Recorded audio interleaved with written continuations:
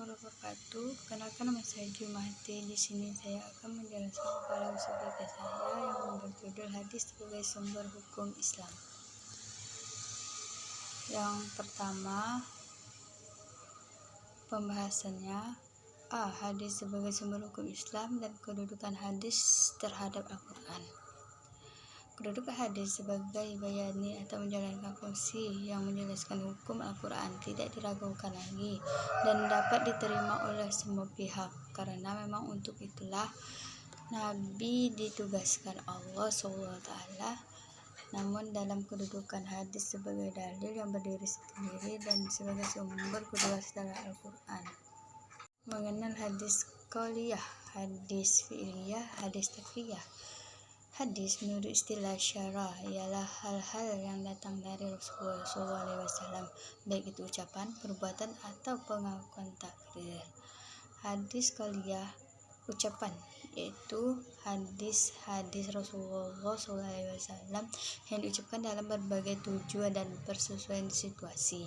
Hadis fi'liyah, yaitu perbuatan-perbuatan Nabi Muhammad SAW, seperti bekerja, melakukan sholat 5 waktu dengan tata caranya dan rukun-rukunnya. Hadis takririyah, yaitu perbuatan sebagian para sahabat Nabi yang telah diikrarkan oleh Nabi SAW. C. Pembagian hadis mutawir dan ahad.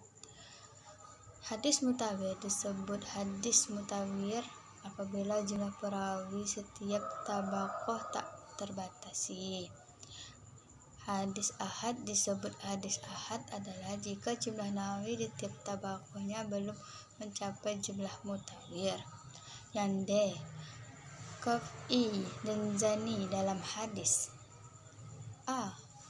Qat'i, menurut Abdul Wahab Khalaf, qat'i adalah sesuatu yang menunjukkan kepada makna tertentu dari suatu teks. Qat'i tidak mengandung kemungkinan takwil serta tidak dapat memaknai selain makna dari teks tersebut. B. Zani menurut kesepakatan ulama adalah dalil, ayat atau hadis yang menunjukkan kepada suatu makna yang mengandung pengertian lain. Yang E. Kedudukan hadis ahad menurut ulama. Kedudukan hadis ahad menurut mazhab Sunni. Dalam kalangan mazhab Sunni terhadap perbedaan pendapat tentang kehujahan hadis ahad. Ada golongan yang berhujah hanya dengan hadis mutawir dan ada berhujah sekaligus dengan hadis ahad. Dalam perbandingan dengan qiyas, Abu Husain al-Bashir membagi keberadaan hadis ahad dalam 4 macam seperti berikut.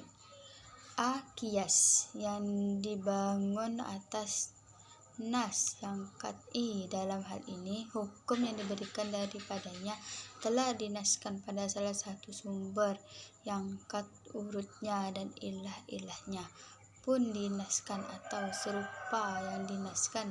Qiyas seperti ini tidak dapat ditentang oleh hadis ahad. Yang B.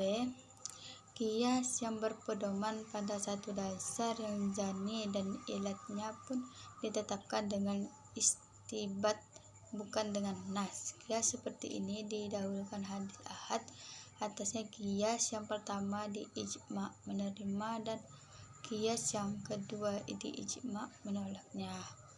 Qiyas yang C.